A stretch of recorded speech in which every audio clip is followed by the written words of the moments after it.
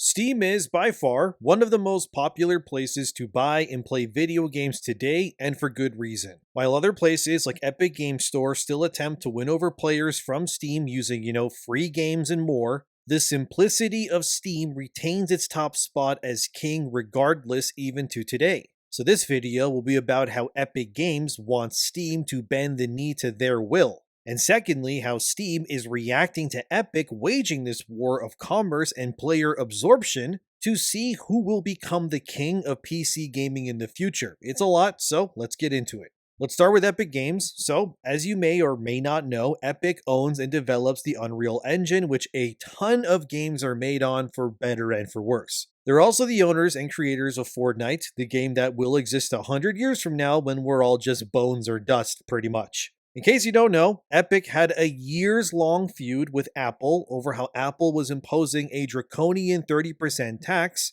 on every single thing that was sold via their storefront. Epic and Apple, they went to court over this, and yeah, it was bloody. The reason why this legal battle raged on was because any app or purchase was actually 30% more expensive on Apple's storefronts versus alternatives. Effectively meaning that the people selling things were forced to make their games even more expensive on purpose simply because Apple wanted their cut. It was bad for everyone, but eventually Epic won the lawsuit and then Apple had to give in to Epic's demands. This led to their tax being reduced and many applications and developers finally being able to work much more freely within the Apple Store, and also not needing to pay that insane 30% tax rate anymore. Yeah, it was a big win for everyone but Apple. Epic even won a similar case against Google for the same reasons, and their store too. However, this all still left one last behemoth to be slayed when it came to their taxes and their way of doing things.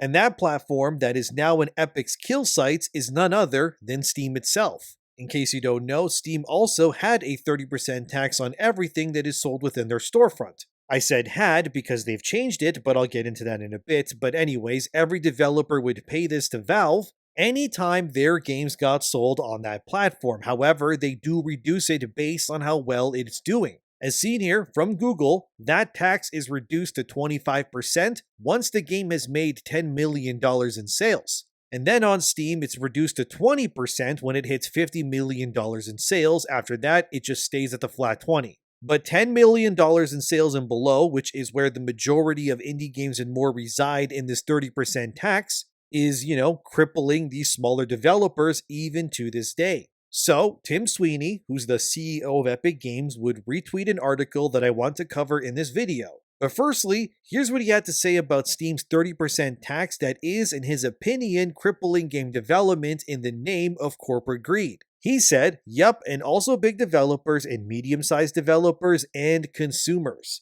Tim reacted to this article essentially believes that the next thing he has to slay like he did the other two has to be Steam, and that Steam needs to remove this tax for the betterment of all games in the future. So let's now get into that article now from pushtotalk.com, and it's titled Valve's 30% platform tax is bad for small developers. As it also states, Epic has implemented a 0% fee to sell your game on the Epic's game store for the first $1 million you make as a game developer, which is obviously very much needed, especially for smaller dev studios to keep the lights on and then some. But for Steam, that 30% tax rate is implemented from the get-go, meaning your first million sold on Steam, you actually only make $700,000. May sound like a lot, but you gotta know that Steam also made $300,000 off of your game anyways by doing pretty much nothing, but allowing you to sell your game on their platform. As Push to Talk states here, once Epic won the lawsuit against Apple, it just opened the floodgates for many things to get sold to Apple users, not only more freely, but cheaper too, because that tax was now abolished. Yet, as they recite in the article, Tim Sweeney, like I said, is now targeting Steam because he believes they too must bend the knee to this market freedom, so to speak. As a major gaming CEO himself, Tim Sweeney wants the playing field to be leveled across the board, and believes that what Steam has been allowed to get away with is, in his words, not really right at all. Here's what Tim said once all the way back in 2017, showing just how far this tax has been bothering the sales of games on Steam. Once you factor this all in, as it reads here, not sure why Steam is still taking 30% of gross. MasterCard and Visa charge 2 to 5% per transaction. and bandwidth is around 0.002 per gigabyte. Basically, Tim is saying that the games being bought and sold on Steam are not really just a 30% tax flat and that's it, but that it's more so somewhere between 32 to even 35% and beyond that, based on the regions, of course. Meaning that these developers are almost having to give away half of the money pretty much that they make per sale on Steam to not just Valve, but outside parties too, before they even see the money from the games that they sold and of course worked years on themselves. This is very likely why you've seen other storefronts popping up, kind of like how Ubisoft has their own storefront. And then you have places like Activision Blizzard that will also sell things via Battle.net, which they of course own. These places simply exist for one reason, which is to allow companies like Activision Blizzard or Ubisoft in this case a way to circumvent and sell their games directly to their players, so that they don't obviously need to jump through the hoops of paying 30% to Steam plus the 3 or 5% on top from various credit cards and then some and God knows what else. They just sell you the game and keep somewhere near 100% of the sale, give or take. This is a big reason why I find PC gaming a little bit weird, because you have effectively your console, which is your PC pretty much, but then your games can be shafted to various other launchers, meaning that not all games can be played in the same place, and once you factor in exclusives and whatnot, it gets even messier. That's how it usually is anyways. These days, it's a little less, of course, but the fact you have Steam and Epic stores, it still kind of does the same thing. Although, in the PC space anyway, it's very obvious that Steam is still the number one place to play. We can all agree on that. And when that place demands 30% on your small indie games when you're almost drowning pretty much to survive as it is, yeah, you can see why Tim Sweeney, and I'm sure many other developers would want that tax reduced or honestly, removed entirely. What's extra petty is that in 2017, when Tim Sweeney spoke on how Steam taxes way too much already, Tim then, if you can believe it or not, only got emailed by Gabe Newell himself.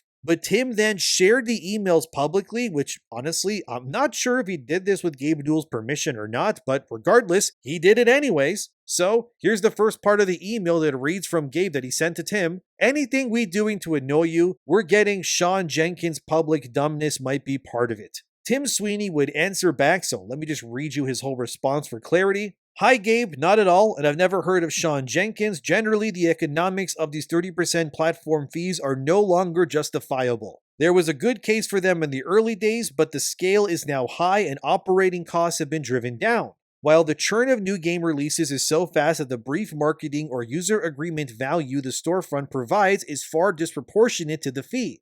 If you subtract out the top 25 games on Steam, I bet Valve made more profit from most of the next 1,000 than the developers themselves made. These guys are our engine customers and we talk to them all the time. Valve takes 30% for distribution. They have to spend 30% on Facebook, Google, Twitter, user agreements or traditional marketing, 10% on the server, 5% on engine. So the system takes 75% and that leaves 25% for actually creating the game. Worse than the retail distribution economics of the 1990s. We know the economics of running this kind of service because we're doing it now with Fortnite and Paragon. The fully loaded cost of distributing a under $25 game in North America and Western Europe is under 7% of gross. So I believe the question of why distribution still takes 30% on the open PC platform on the open internet is a healthy topic for public discourse. I mean, Tim has a point, guys. When the small and medium-sized developers are essentially giving away 75% or more of their revenue from all of these taxes and all of these places, yeah, it doesn't really leave much room to survive. Imagine if you had to give 75% of your income taxed for no other reason than you had to. And then you were told that too bad, you now have to live on 25% of what you made for the entire year. You would pretty much don the V for Vendetta mask and send a train full of bombs to your government probably. And that's a joke, by the way, FBI. Relax, but anyway, I'm Canadian, so even when I have to pay taxes here, I honestly become the Hulk with how angry I get when I realize how much I gotta send to the useless Canadian government just because I have to so they can waste my money on their full paid trips to the Bahamas for these people in their suits. I hate it so much, dude. So look, I get it. If I was making a game myself, pouring my blood, sweat, and tears and my gooch into it, and then you told me that 75% of what I made was being given to all of these various institutions because they want to nickel and dime me for every sale, yeah, I would be livid too. but Tim Sweeney essentially telling Gabe Newell via email that his greed with Steam is ruining modern gaming development, that is crazy. And then a year later, in 2018, the whole Epic Game Store thing would launch, and again, for whatever reason, Tim Sweeney would publicly share his email to Gabe Newell again, which I will read for you now. On December 4th or 5th, Epic will announce a new store hosted at epicgames.com with a publicly announced permanent 88% 12% revenue split. We'll launch on December 6th at the Game Awards with a small lineup of handpicked PC and Mac games. Throughout 2019, we'll open up to support game submission across all major open platforms. It will operate worldwide except China. The store is engine agnostic and features games powered by Unreal, Unity, and internal engines. Unreal Engine will always be store agnostic, and will soon release a marketing beat highlighting Unreal Engine 4 support for Steam features. So, following the launch of the Epic Game Store and the much lower tax reduction in comparison, Valve would panic in response and then implement a new meta as seen here where they announced it in 2018. Remember how I told you guys they would do 30% on the first 10 million, then lower the taxes down to 20% by 50 million in revenue? Yeah, this was done because of Tim Sweeney pushing the Epic Game Store and their 12-88% revenue split. This was done by Valve to, hopefully, ensure that major developers would not abandon Steam, which obviously in the years since, they haven't. If anything, Steam has actually gotten stronger, and even more publishers like even Ubisoft have begun selling their games on Steam far more frequently than they used to. Just look at Assassin's Creed Shadows and Star Wars Outlaws. Again, though, following this policy change, Tim Sweeney would fire back at Gabe Newell in Steam, and yes, it was public again. I don't know why, but here's what he said. Right now, you assholes are telling the world that the strong and powerful get special terms while 30% is for the little people. We're all in a prolonged battle if Apple tries to keep their monopoly and 30% by cutting backroom deals with big publishers to keep them quiet. Why not give all developers a better deal? What a better way is there to convince Apple quickly that their model is now totally untenable? This then, as Push to Talk's article cites here, they spoke to an analyst named Matthew Ball, who confirmed that Steam's reduction in taxes to 20% over the $50 million was a big reason why, to this day, that Steam still continues to dominate. But this is only because Steam gives bigger tax cuts to the companies who can actually hit that $50 million sale targets pretty easily. Basically, what they're arguing here, and why Tim Sweeney is justifiably so angry, is that Steam is effectively making their marketplace a better place for big developers who can sell big and make lots of money. But they're still making it terrible and suffocating for the little guys who never reach or really get out of that 30% slump. So, because Steam gave these tax cuts to the big publishers, it not only kept them there, but they flourished while, of course, drowning the smaller studios. But this also had the second effect of these publishers still favoring Steam over Epic Games Store because of its much larger player base in comparison. So from what I could gather online, as seen here, Epic Games Store has been growing exponentially, and that's putting it lightly. They actually hit almost 300 million users by the end of 2024 with around 32 million daily users. But comparing this to Steam, I wasn't able to find exactly how many users overall use Steam.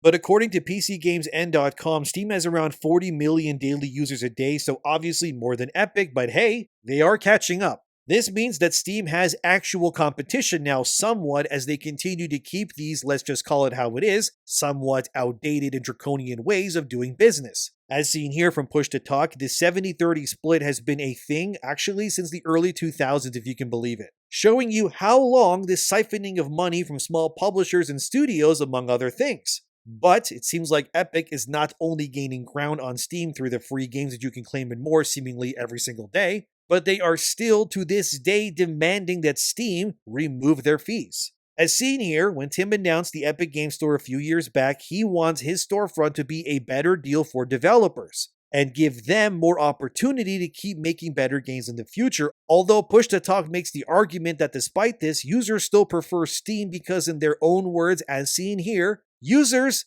don't really care if developers get more of their money because they're still getting their games, which, I mean, yeah, that does make sense. It's also made sure that Epic Game Store, when it launched, was still missing features that Steam has had for years, making the user experience superior on Steam versus Epic Game Store. For an example, when EGS first launched, didn't even have a shopping cart function, if you can believe that. But it does seem, despite Epic and Tim Sweeney's efforts, that money-wise, they're still making peanuts in comparison to Valve and Steam. As seen here from the analyst, Steam made $14.1 billion in 2024, whereas Epic Games made $1.09 billion in the same year. Yeah, that's a massive difference. We can agree on that one, which means that despite Epic Games' big swing at Steam, they're still not making anywhere near as much as they are currently. However, their platform is technically more developer friendly, which, I mean, it is. But this does not necessarily equate to something like users, which are the lifeblood of your systems, obviously caring about this either way.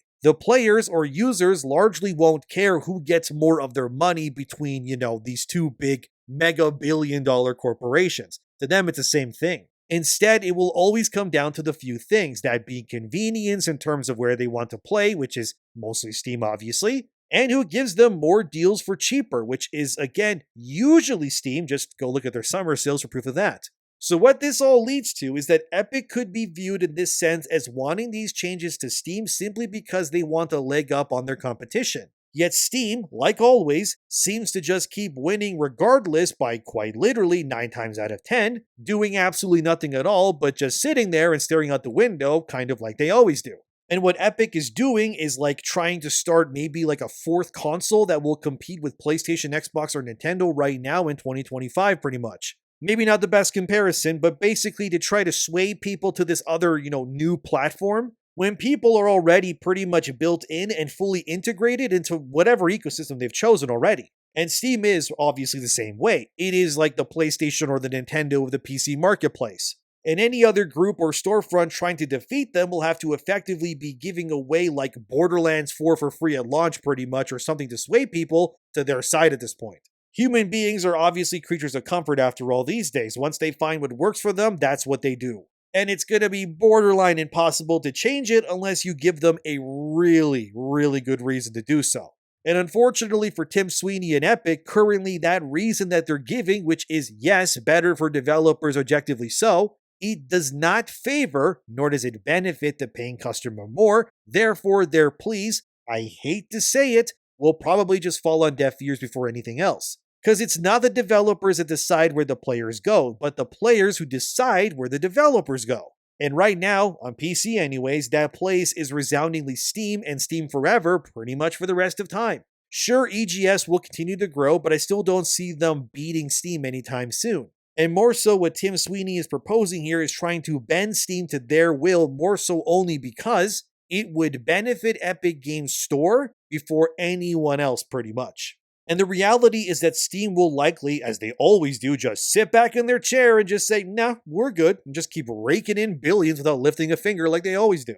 And while Epic did move the needle, credit where it's due by forcing Steam to somewhat change their policies, it is not the absolute win they were hoping for like they had with Apple and then some. I guess my question to you is this then. What would Epic Games Store need to do, in your opinion, to make themselves more desirable for you as a player or customer to even consider leaving Steam forever? Would it be more free games, cheaper games at release? What would make you do it? Or are you just not interested at all? Do you think that Tim Sweeney is just delusional to think that they can win this war against Steam, or will Epic come out in the top in the end? Regardless, Epic is making bank, not just from Fortnite, mind you, but also their Unreal Engine, which is used by pretty much everybody these days. And many of the games sold and played on Steam, they use Unreal to exist and operate. So yes, Epic is still making bank from Steam sales via the games using their engine. This is more like two giants battling it out, while we're all the civilians that can do nothing but kind of just stare helplessly as the buildings crumble around us. These two have been in like an eternal war for a long, long time. And I do have to say, given that Epic is only 8 million daily active users or so behind Steam, it does mean that they are gaining ground.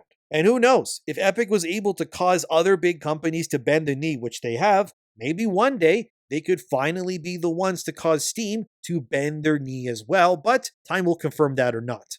But what do you think about all this? Let me know in the comments. I think it's really interesting myself, which is, why I made this video in the first place. I don't know, man. I like talking about nerdy stuff like this. It's cool to get to understand how these places work, Learn how the sauce is made, as they say. Anyways, thanks for watching. I'll keep you up to date on everything, so subscribe if you want to, and I'll see you next time.